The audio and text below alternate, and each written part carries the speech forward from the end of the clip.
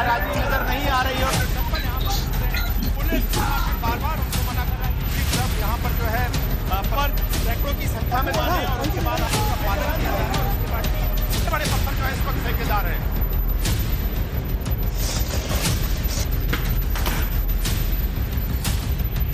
बड़े पत्थर जो है यहाँ पर लगातार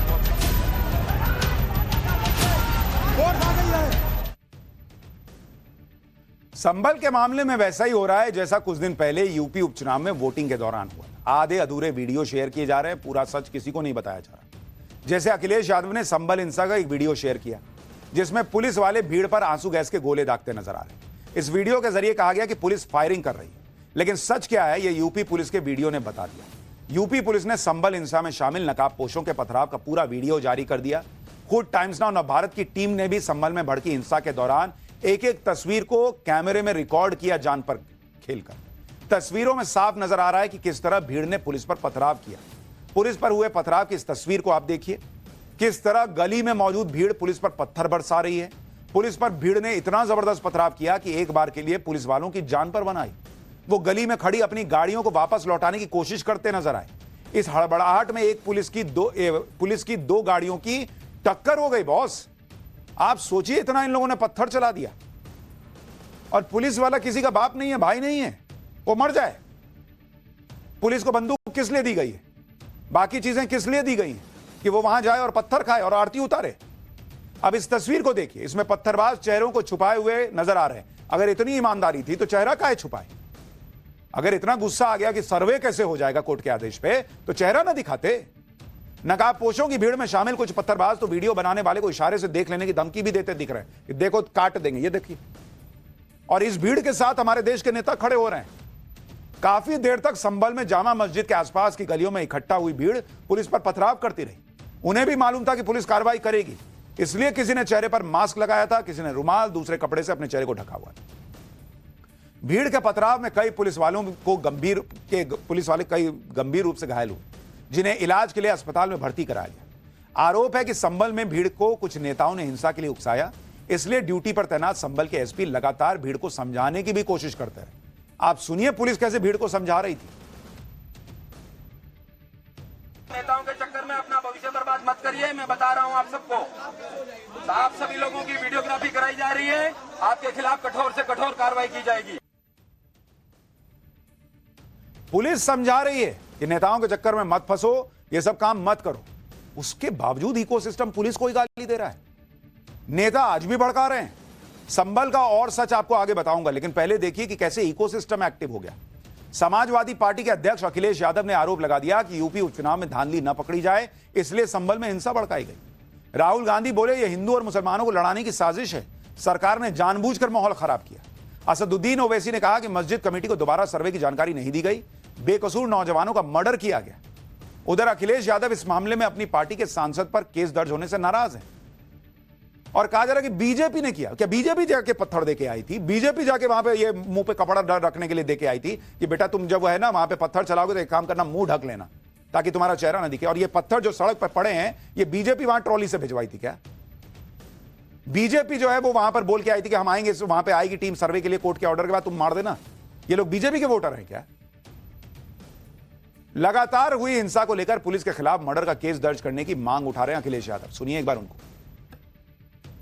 पूरा का पूरा कराया गया ये दंगा है, और किसने कराया? सरकार ने कराया, क्योंकि सरकार जो बेईमानी कर रही थी, सरकार जिसने वोट लूटा, सरकार ने जिसने मशीन पर ईवीएम की बटन बार बार पुलिस से दबाई, प्राइवेट ड्रेस में पुलिस लगाई, उस चुनाव में इनकी धांधली, इनकी चोरी न पकड़ी है, इसलिए जानबूझ करके संभल में घटना कराई है। संभल का माहौल बिगाड़ने में याचिका दायर करने वाले लोगों के साथ पुलिस और प्रशासन के लोग जिम्मेदार हैं।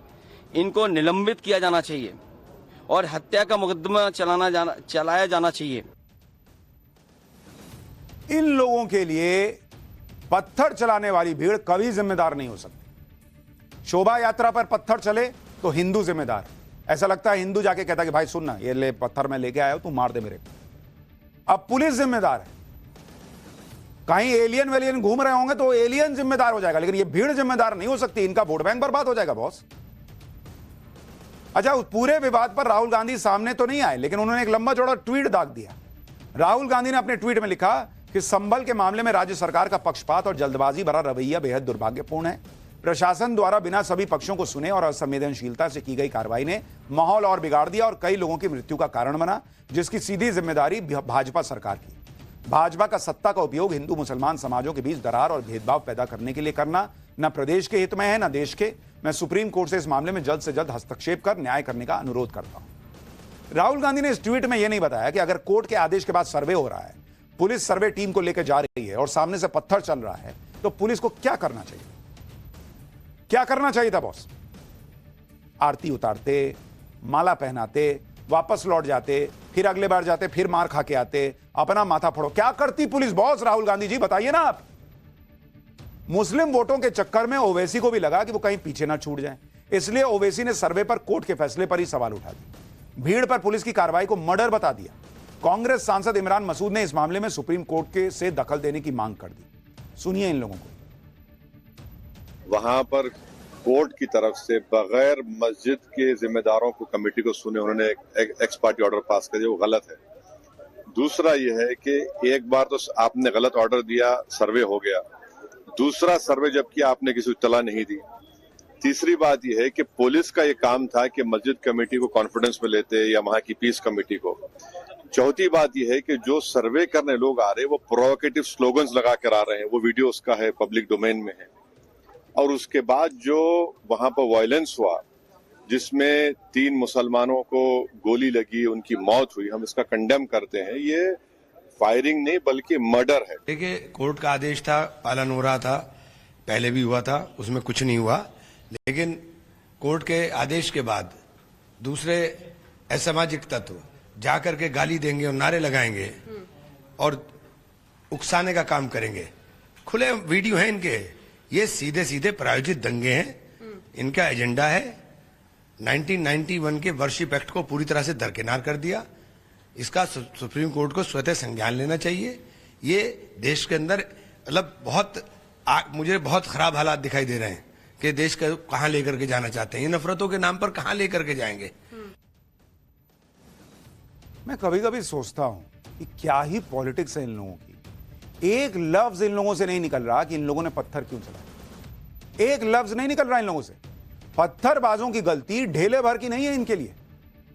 इन लोगों की राजनीति संभल के मामले को और भड़का रही है, जबकि सच यह है कि संभल हिंसा को लेकर पुलिस और प्रशासन लगातार दावा कर रहा है कि यह हिंसा साजिश के तहत भड़काई गई। संभल में जो हुआ वो सब पहले से प्लान्ड था और जैसे जैसे जांच आगे बढ़ रही है पुलिस के हाथ वो सबूत भी लग रहे हैं, जिससे साफ हो रहा है कि मस्जिद के आसपास जुटी भीड़ पूरी तैयारी के साथ आई, क्योंकि हिंसा के बाद जांच के लिए पहुंची फॉरेंसिक टीम को मौके से कई गोलियों के खोखे और हथियार बरामद हुए।